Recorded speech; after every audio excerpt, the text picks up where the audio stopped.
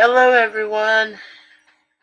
Hopefully you can see. Yeah, I think you can see me. I'm here. Everyone, this is Mikey. I am back with another wonderful webcam. Uh, I think I've done 6 of these so far. I believe that's right. So this may be the 7th one I have. I can always edit it later in post. Anyway, I wanted to take this time to say thank you the few people that have been able to see my videos online through YouTube or through Facebook and gave me some wonderful comments. I really appreciate that. Your support is wonderful. It's immense. It's great. I love it. Even if it's 2, 3 people, you know, it's still good. It's still good stuff. Alrighty. Just I'm fighting a little bit of a back pain here.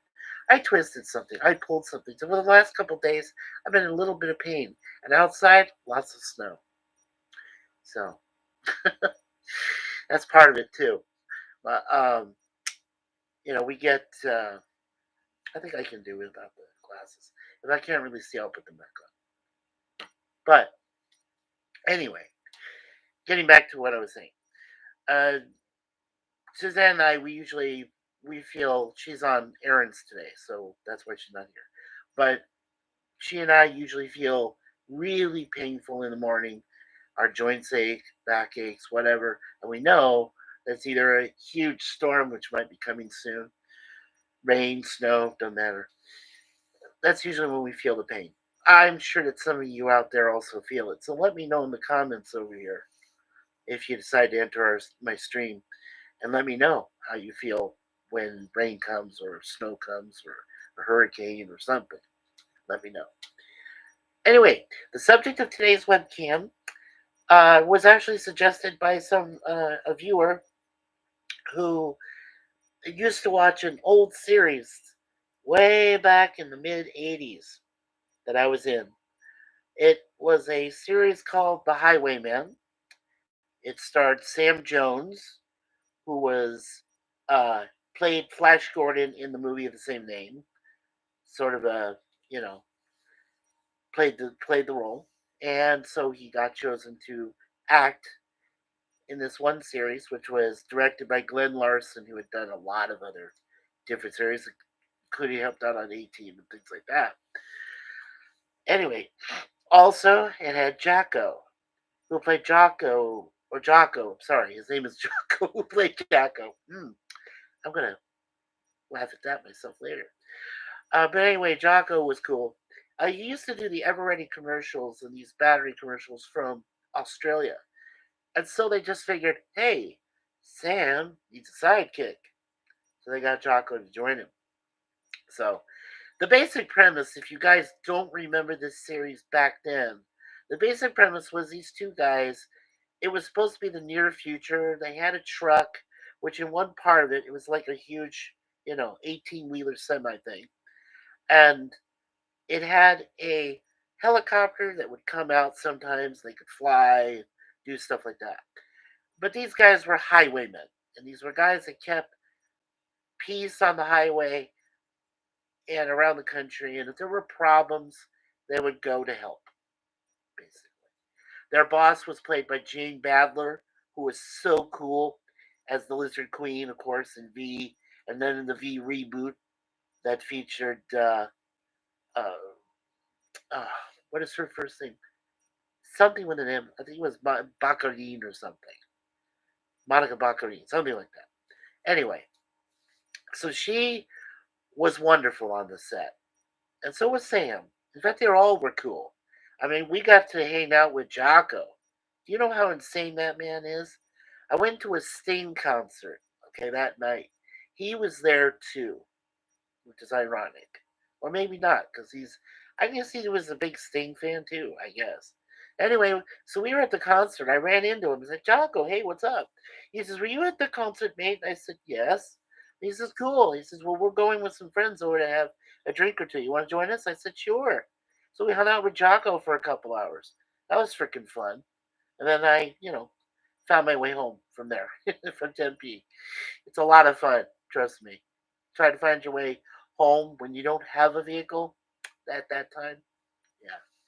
But anyway, that late at night. But I won't go much into that. But it was fun.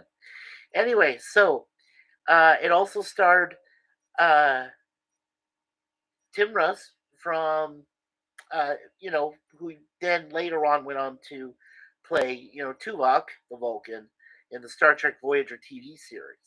But Tim Russ was the fix-it man, the mechanic who could fix the truck or fix the electronics. So he was the knowledgeable nerd, you know, in the series, which was cool. So there you go. You had Sam Jones, Jocko, Gene Badler, Tim Russ, wonderful cast. Great people. They were all wonderful to me, especially Miss Badler. She was very nice. Very nice. In fact, every time we were working together, we sat, at the makeshift commissary, where you could go there and have meals and stuff in between takes and everything. Uh, my friend Larry Bartels was there. Shout out to Larry. Hey, Larry. I've seen your Be Yourself Adventures. I have subscribed. Okay. So, for anyone who's not familiar with my friend's channel, check it out. It's called Be Yourself Adventures. He goes to different locations in Arizona and does videos there. And he's been to Tombstone, Vulture Mine, Goldfield Mine, which is near the Superstition Mountains and the Lost Dutchman Mine. So, and he was up north in Gallup, New Mexico, or outside of Gallup, New Mexico, where they have this huge El Rancho Hotel, which is haunted. And he's been to Jerome too. I didn't know that. I guess he's been there a few times, and he's been to the Jerome Grand Hotel, which is also haunted. My beautiful wife Suzanne and I have been there already. We took some photos and stuff. Scary, frightening, maybe. Eh, my wife doesn't scare easily. you'll you'll find that out if you ever ask her. She'll tell you. Anyway, I don't see anybody yet, but this is live and it's public, so you guys want to join in? Join in anytime. Ask me a question. Anyway, I'll just try to be. I won't try to take too long. I usually take about 20 minutes or so, but I promise not to take that long today. Well, hopefully not. We'll see. Like I said, Suzanne's running errands, so I'm just trying to get this in, and because I had that request from the viewer. Anyway, so I worked on. There was a total, I believe, of 8 or 9 episodes. I think it was 9 episodes that came true. Yeah, there was the pilot episode, which was like a 2-hour movie, and then which I wasn't in, but I think Larry was in. And then after the pilot, they went ahead and did uh, 8 more episodes, and that was really, I think that was really it because it wasn't selling. It wasn't a very popular series, and when it ended after its first season, I think it was after the ninth episode or the eighth episode. Um, I didn't see it again. They played a few, they replayed a few episodes because they could do that back in 1986, 87. So that's what they did. But I was in 2 episodes titled. One was called Summer of 45, which the premise was is that there was this scientist that Jane's character knew got crazy and he went backwards in time to try to stop the first atomic bomb explosion in Alamogordo, New Mexico, or what one part of Arizona, which is near uh, the Verde River, an area there where we filmed, uh, and Rio Verde. It's now called Rio Verde, but near that area, they had Riata Pass, all of that stuff there. So in the background, but that's where we went and filmed, and uh, they sent the two guys, you know, Sam and Jocko's characters, back in time to 1945 to try to stop the scientists.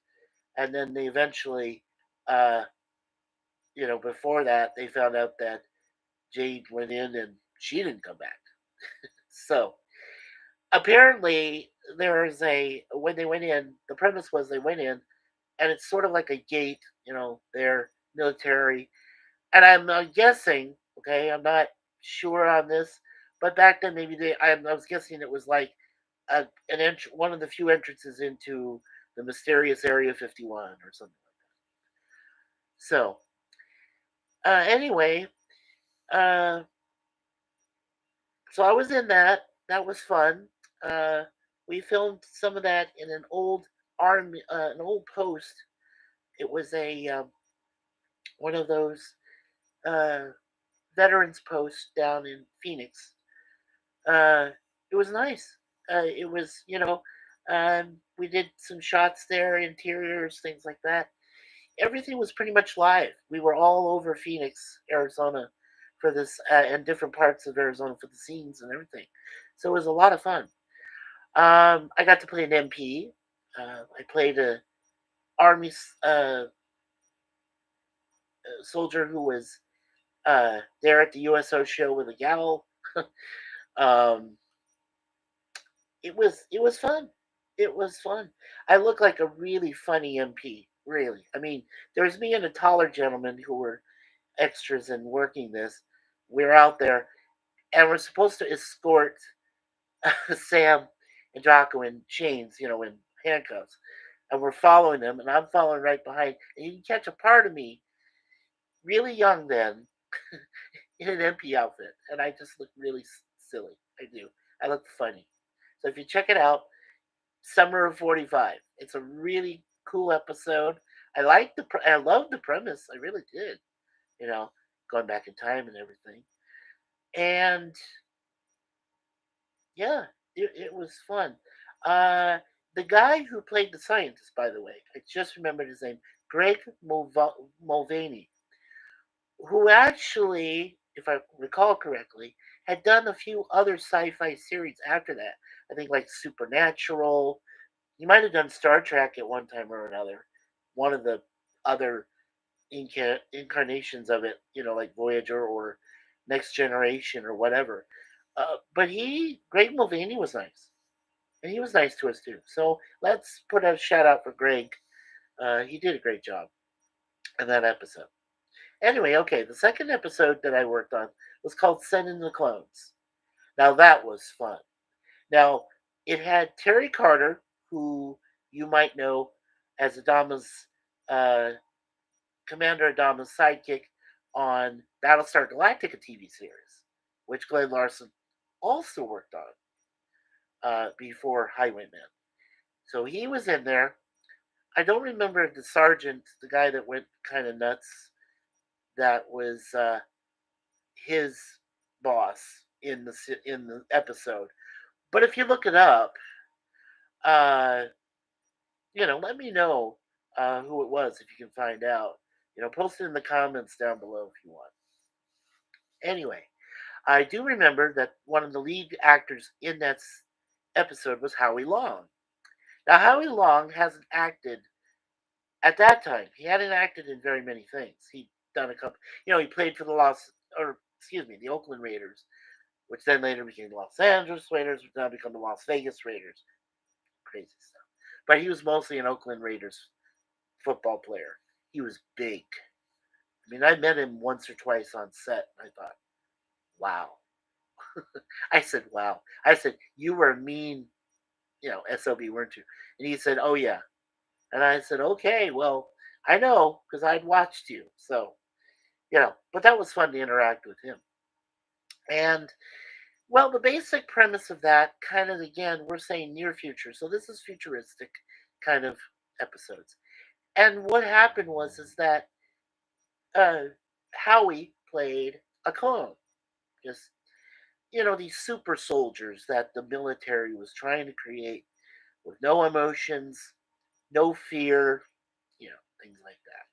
Well, something glitched with Howie's character, and he had emotions and he had feelings, and the plot was is that he was supposed to go to New York City, and I thought it was cute how they made Phoenix, Arizona look like New York City, changing the cabs, things like that.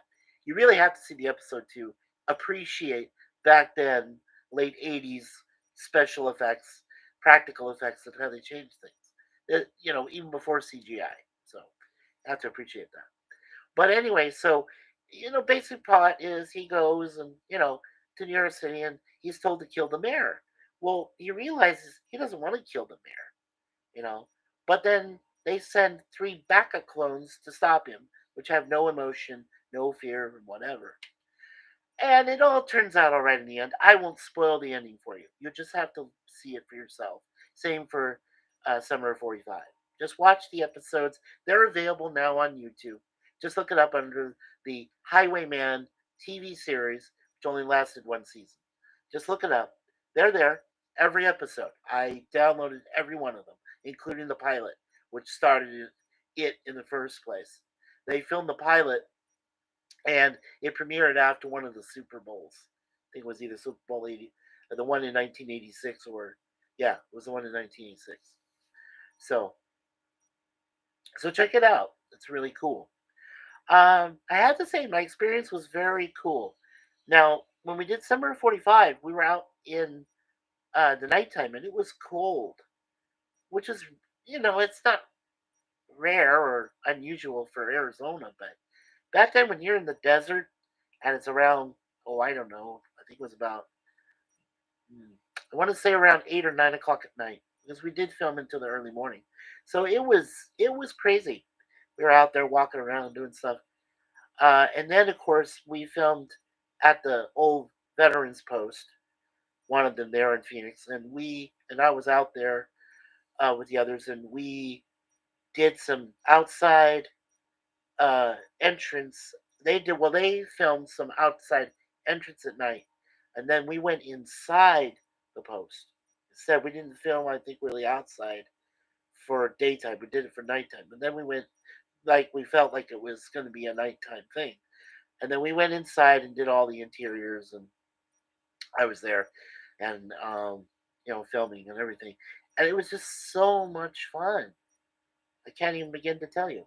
Oh hi, hey guys, over here, you might not quite see her in frame, but this is beautiful Moon Pie, one of our two baby cats. She's so wonderful. She's turning 6 this year. And then we got Deja Vu, and she's laying over there in the corner. She's on the bed, and she's turning 3. So, yeah, they're beautiful cats. Uh, if there are cat lovers in the audience out there, let me know too, because I really do love cats. So that was fun. And then what we did is for sending the clones, I and a bunch of us went downtown to Phoenix and we filmed it near Symphony Hall. In fact, we actually borrowed one part of Symphony Hall uh, for some of the interior shots and stuff we did. They had a laser light show that was in the plot, and the mayor and a couple other people, including the chief of police. I wish I could remember the name of that actor who played chief of police. Bothers me. And the name of the actor who played the mayor. But but they have their names there, so you can look it up and whatever. Let me know. Um, but anyway, so during the laser light show, they had the battle. Jocko was out there on stage. He was shooting, doing stuff, and my shots were mostly in the crowd. I got to sit with them and stuff. They sat near me and everything. I got to watch and enjoy everything. And like I said, I met Terry Carter briefly. He was a very nice gentleman. He's African American. He's really cool. Um, and we just talked about briefly, Battlestar Galactica and how many episodes he was in, and he said those were long shoots. He said this is nothing. He said this is cool. He said, but that is when I did that. He said the long shoots, day and night, took forever. I mean, he says there were long periods where we just sat, shut the beep, whatever, and just talked and did things. Played cards, drank, whatever. So I was like, cool. That's a lot of fun. Um, Meeting actors like that and enjoying what you did.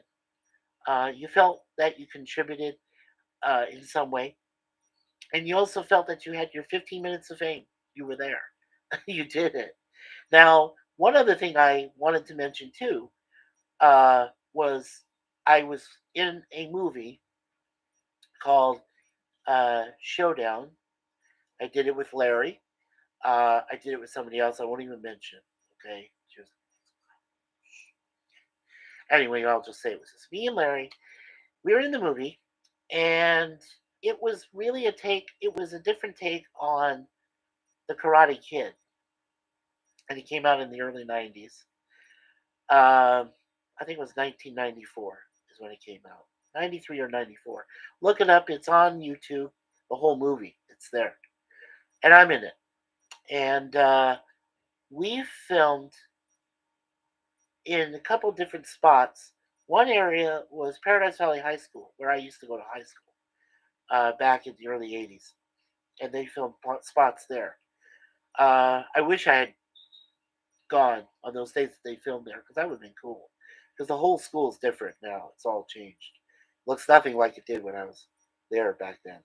And I graduated in 1983 from there, so you could tell like early '80s from 81, 82, 83. It was totally but everything but it was cool. The movie had shots there, inside, outside the school, in the classrooms, everything, hallways, everything. It was wonderful. I loved seeing that. But the shots that we took with me in it and Larry, mostly, we were in an area in downtown Phoenix near Grand Avenue. Now this was an old building. I don't know what it was used for originally. I really don't know. But they converted the entire. This is how cool Hollywood set decorators are. People that create the sets for movies, TV, and so forth. They turned that whole building into a dojo. Yeah, I kid you not. And they had a small area. Well, no, a pretty good large area, I should say, not small. Uh, for an arena, and so they were having these illegal, you know, judo matches or kung fu, karate, whatever you wanted to try to use uh, in the arena to fight. And I was in those scenes. I was in the crowd. I sat next to one of the actresses. Well, the guy's name that was in the movie was Ken Scott. And then the janitor who taught him how to fight and everything was played by Billy Blanks. So it is kind of a martial arts slash drama slash little bits of comedy in it, comedic bits. So yeah, it was fun. And I was in the crowd. I went up to go get a ticket. There's just a few scenes where I'm in it. You can actually tell it's me. And one of the other thing that's really funny in it too is that this still bothers me kind of to this day. There's a scene where I'm standing along the sideline and I'm watching the final fight between Blanks and the head of the dojo, their sensei, who's a really badass guy. If you see him again, if you watch the movie, you'll recognize him right away. He's one of those actors, bald head and everything, that had done a lot of other stuff. And uh, anyway, so I'm there standing, got my jacket on or something, and I go, yeah, like that. Okay. They kept that part. So then I go to see the movie when it came out. It was on basic cable, I think it was.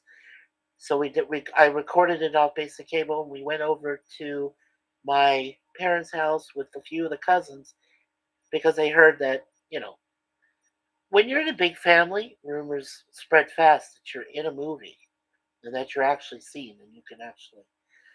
And thanks to Larry again for helping me find the film. Yeah. But anyway, so we're all watching it, and it gets to my scene where I say yeah, whatever. And it wasn't my voice. Somebody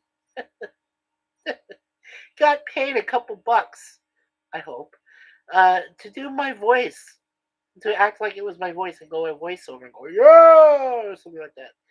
And they said, that's not you. That's what my parents said. I know, that's not my voice.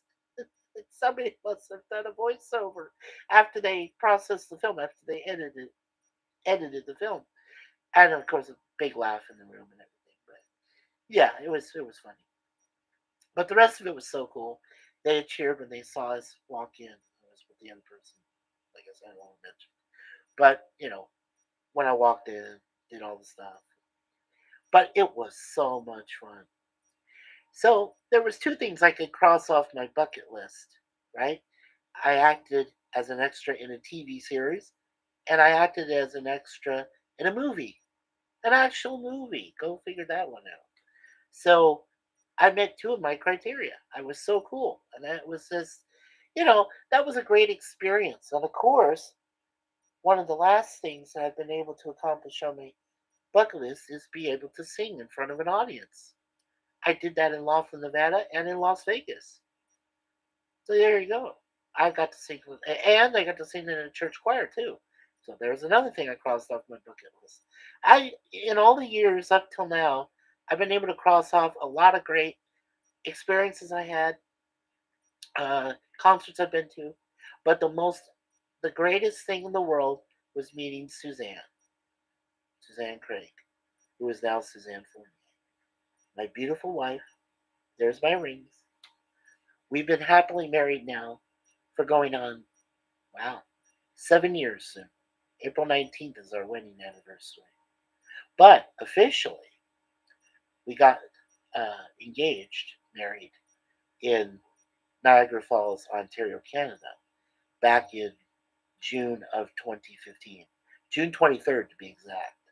So when we reach June 23rd this year, it'll officially be 8 years that we were together at that point. And then we met each other back in 2010 online. That was a lot of fun, meeting online for the first time. And that was March 1st, 2010, when I first joined Facebook. Yeah, it was like destined. God had planned it for us to meet each other online for the first time. So officially, when March 1st comes up this year, it'll be 13 years. 13 long and wonderful years that we've been together as a couple. I love it. I love it. And we've been through a lot of experiences with cats, as you couldn't tell when you saw Moon Pie poke her head out a little bit and go back. Yeah, beautiful girl. Um, yeah, we've had lots of cats over the years. Uh, we went visited my folks down in Arizona for a little while. That was fun. We drove across the country. I got to show her the United States. We drove across the country in a nice Nissan Rogue. We were chased by a couple of funnels in Kansas. That was fun. We went to the opening of a brand new McDonald's in Albuquerque, New Mexico, which was a madhouse. Mayhem. Lots of crazy stuff. Um, we crossed the border when we came to Arizona. We had to cross the border, of course. That was a nightmare. I won't go into it in great detail, but let's just say we were there for 2.5 hours to get into the country. And we weren't even Middle Eastern people or, you know, immigrants. We were, I was an American having my passport. She was a native Canadian having her passport. But we came in together to cross the border. That was a mistake. Never do that. I'm going to tell you right now. Okay, this is a tip for any of you that go into Canada or go into or come back into the United States. Don't come back together. Come in separately, especially if you're from two different countries. I'm telling you, just come back in separate. Don't even like go together or whatever. That was just a bad thing. Um, Otherwise, everything went great. We were there for a while, and then we drove back after we decided we were going to finally come back here to Canada to live. And I had never lived in another country before, so cross that off my bucket list. We went to a town in California called Porterville. We stayed there uh, for a little bit, and then we drove the rest of the way back. I showed her my old hometown in San Francisco, where I used to live. She went down, touched her feet at the Pacific Ocean, so now she's been to both coasts, Pacific and Atlantic. Now, hopefully later this year, I think we might go to. I hope we'll be able to go to Newfoundland, so she can show me where she's from. She was born in St. John's, Newfoundland, so she'll show me where she was, and then hopefully I can walk down to the Atlantic coastline there and dip my foot in, and of course also say a prayer and dedicate something to. I want to visit that Titanic museum because you know the Titanic's way out there in the ocean somewhere, outside of Newfoundland at the bottom of the ocean and rotting away and everything. I just want to give pay my respects and condolences and be able to visit there and leave a flower or a rose or something, or maybe leave the rose out in the ocean. I want to do that. That would mean the most to me. But to be able to see that and everything, I hope I can do it, and I hope that Suzanne gets me there so I can see it. Anyway, well, this was the live stream. It was open to the public, so people could come in and ask me questions, say anything they want. I can see it's been over 30 minutes, so that's cool. I hope you guys enjoyed everything, though, and and hearing my experiences on Highwayman and Showdown and things I did in back in my past there, my lifetime. And so hopefully you guys will get to experience that too, being on a TV or a movie set. I hope you get a chance to do that because it is so much fun. I mean, some people think it's boring. Some people think you have to wait for a while. And we did. We had to wait for periods where, we couldn't do much. But we sat together, our other extras, we talked and played cards, did stuff. But that was fun. It was fun. I mean, to actually realize we're there and they're filming and stuff, and then of course when they allowed us in background and everything to come on, and of course Jane chose me to do the soldier that's running out of the frame with a gun, prop gun, to hold Greg Mulvaney's you know uh, character at bay, because he had this bomb strapped to him or something. He was going to blow it up or something. So we all freaked out, and of course I'm standing there running over and doing the thing. So Jane asked me specifically to play that kind of part, as an extra to go and whatever. I thought she was very cool. She was one of the best lady people I ever met in my life. So thank you, Jane Ballard. Shout out to you. Anyway, uh, that does it for this stream. I hope you all enjoyed it, and sooner or later it'll be on Facebook, so you guys can take a look at it, see how I did, give your reviews and your comments, and well, take care of yourselves. Be good to yourselves. Praise God at least once a day if you get a chance. All right, and just be nice to each other. That's all I ask. You know, really, take care of each other. All right, we'll see you guys soon in the next webcam, which I hope will come sometime next week, I believe. Sometime next week. And we'll talk to you guys later. Bye.